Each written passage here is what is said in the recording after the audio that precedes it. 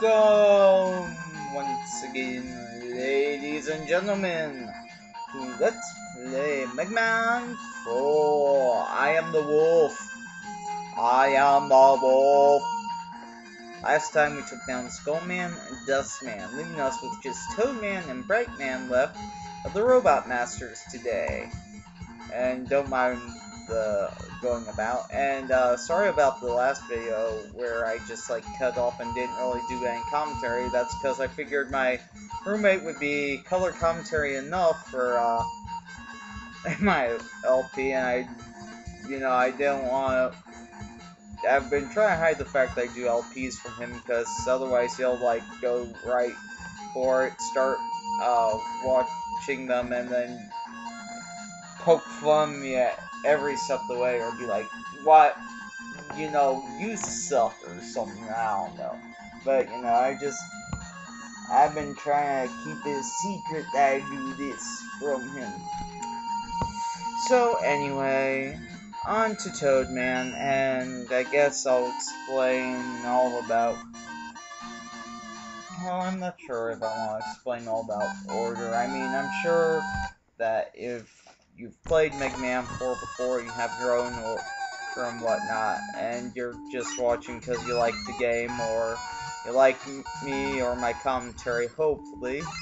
You've never played Megaman before, well, I might tell you at the end, for those of you that haven't played the order that you're supposed to do it in, but hopefully with me, showing some of the weaknesses, you can figure out most of it. The only problem I think it might have is trying to figure out what Pharaoh Man's weakness is, or things like that. Pretty much Pharaoh Man's weakness, or best weapon would be to use the weapon you get from Brightman, because it'll pause him, keep him still, and then you basically unload your arm cannon into him. That's the best weapon for Pharaoh Man. I'm sure that somebody else might dispute me or whatnot. I'm just saying, if you're going off the order that the game usually puts in there, that's what you'd want to do, because it goes something like Dive Man, Drill Man, Toad Man here. Then Brightman, or whatever his name is. And from Brightman, you should go Pharaoh Man. Pharaoh Man takes on Ring Man. Ring Man takes on Dust Man. Dust Man takes on Skull Man. And of course, that means the Skull Barrier would be the best weapon for Dive Man, but oftentimes if you do it right, you can get past Dive Man with just your arm cannon. With the Mega Buster, actually. I love Toadman stage. Sorry that I've been rambling on about the other. I love Toadman stage. I love the whole in the sewer type thing here that this one has. It's pretty cool. And remember how I said in the other video, I'm not sure if I actually kept that video, so maybe you don't know, but in one of the videos I said that I couldn't choose who my favorite mini-boss was for Megaman 2. That's a lie. Definitely the snail here is my favorite. It's a pretty cool mini-boss. So, I have to go with that guy. I'm going to be finding another one here in a second, which will be a little bit tougher because I'm not sure if you guys have noticed, but these waterfall things, if you're, that's not me moving there, that's the water moving me, so that's just an idea to tell you what's actually going on. The water has a lot of affects your movement in this level, which is kind of interesting. I mean, you saw at the beginning with the rain and wind where it affects your movement, and then you have that section with all the... No! With all the water moving along that affects it, and I pressed jump, but for some reason I didn't register, so now I have to go back and fight that second snail again. Not that that's going to be too much of a problem, but it's just really annoying to have to go back after, you know, I was so close to the Toad guy, Toad Man. There we go. And yeah, there's like a little underwater section that kind of reminds me in looks of like Megaman 3 for Gemini Man's stage. And why did you face the wrong way, Mega Man? Oh well. I don't know what's going on. I guess it's being so slow that it's not registering my movements, but no big deal. I mean, just look at this board. No, it doesn't remind you of Gemini Man's stage. If not, if you don't know what I'm talking about, just watch my Megaman 3 Let's Play or anybody else's Megaman 3 Let's Play. Maybe there's an LPer you like better than moi here, but you know, hopefully not. I don't know. I know that I can be awkward, or sometimes I'm a little different from most that you're probably used to. So, it's no skin off me, it doesn't hurt me or what. No skin off my... I don't care.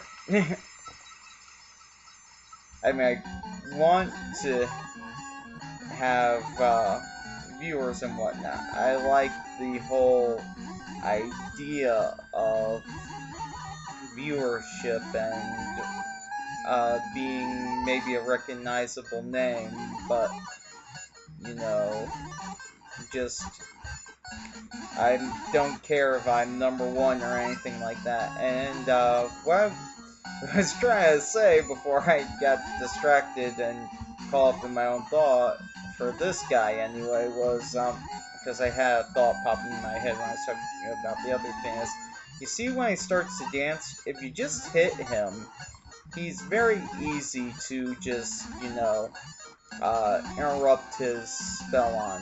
This guy would be the other guy that you want to take on with your Mega Buster to start off with. So if you did that, you know, it'd be this guy, then Bright Man, then Pharaoh Man, then Ring Man, then Dust Man, then Skull Man, then Dive Man, then Drill Man.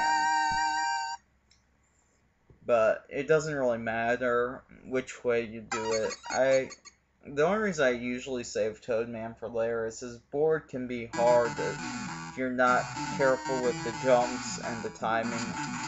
Especially that beginning section can be rough, even on the best. You got Rain Flush. And you also get Rush Marine, which might have been useful against Dive Man, but in Dive Man's stage, but you know, I don't remember if I ever used Rush Marine ever in this first part of the game. I might have needed him going to fight Dr. Cossack or Dr. Wily, but, you know. I hope I didn't ruin anything for you guys playing by saying that you have to face Dr. Wily, because, you know, you will have to face Dr. Wily eventually. I'm sorry if I ruined the surprise for you, but, you know, should have known that Dr. Wily's not going to just give up his evil ways. I mean, if you follow him in 6, why wouldn't you fight him in one of these other ones before 6? Unless, of course, they change major villains completely, which doesn't happen too often in video games I know of, but, you know, could be wrong. And this board is probably another one of my favorites in the Mega Man 4 boards. I mean, I love these boards so much. Despite what I say about the Robot Masters, I think this is probably my favorite set of boards for a Mega Man game. I mean, just the whole creativity, the awesomeness that went into it, all the things. I mean, yeah, some of the backgrounds look reused and things like that, but I mean, there are just some awesome things about Ringman stage with the whole sliding platforms. There's something awesome about this stage where if you kill the the light bulb fly type things, it makes the ring dark, and the other guys, if you kill them, it lights the ring back up. I mean, it's kind of fascinating just to watch that. And why did I use Rush Jet here to go across when I could use these platforms and showed them to you? I'm gonna need him to get back, but I didn't need him right then, really. Okay. Well, let's just skip it all together. You'll see these platforms later on in this board. They're a pretty interesting thing. Now, the green one you saw, I'll show you, it keeps moving back and forth, but those red ones, you'll want to jump off them before they hit the end, because once they do, they are going to fall down, and if you're still on them, you'll fall down with them. Also, I mean the enemies were my favorite part of this stage, but I think these grasshopper things are kind of interesting too. And let's try to get over here. I mean, it was a very well put together stage, I think. But so was all of Megaman 4, as I was saying. I mean, I forget who else I said was my favorite stage. I know that I said Ringman, and it's not for like, I mean, there's gotta be other ones I said that I really liked. Maybe it was Duskman? No, Skullman, that's who it was. I really love Skullman's board. They'll do also the background and whatnot of that board. That one's pretty awesome looking. It's also probably the simplest board in this game. I mean, probably one this. I just don't know exactly.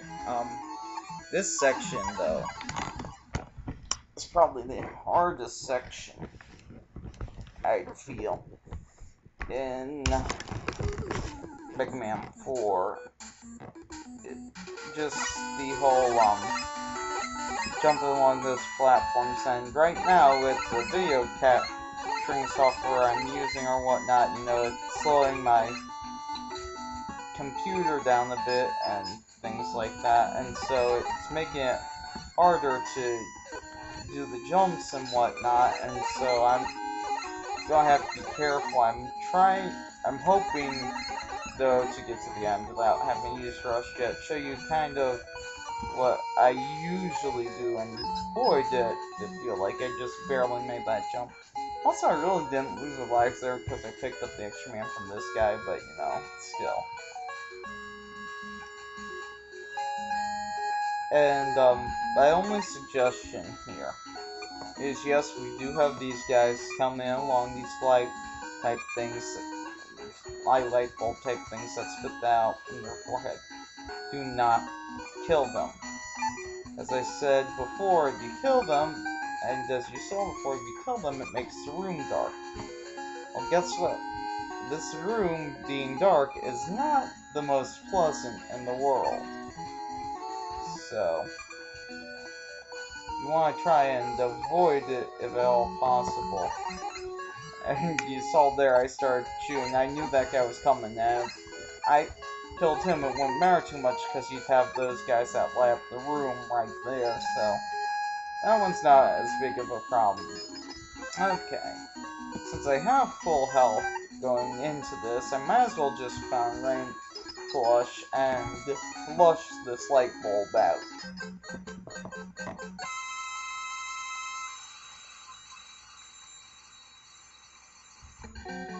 Now, what I hate about Brightman is he's one of the robot masters that likes to jump on you if at all possible. I also, like you see there, also hate his weapon because I think it does more damage than most of the weapons for these type of guys here. Nope. Yes. Okay. You frozen me. I thought I'd be hit by his bullet before my thing went off to kill him. And, you know, if I had been hit by his bullet there, I would have died. So he can be pretty annoying, but luckily once you have the rain flush, he's not as big of a problem.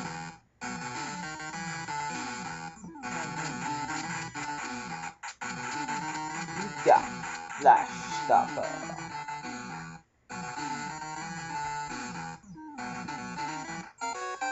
And we can go back to stage select. Now, you see Dr. Cossack here in the middle. And what's interesting about this game that you couldn't do in other previous Megaman games, to my knowledge, is you can go back and revisit stages.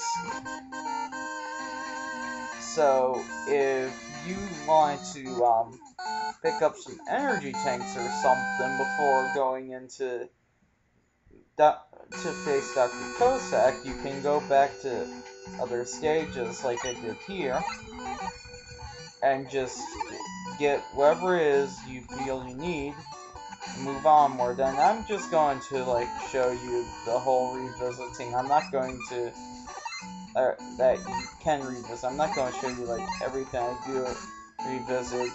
I'm probably going to pick up so that I have like maybe 4 energy tanks or something before going on to play Dr. Cossack's levels, but you know, I wanted to have a few energy tanks there just in case, and so I figured it would be cool to show you guys kind of like the whole idea that you can revisit these stages,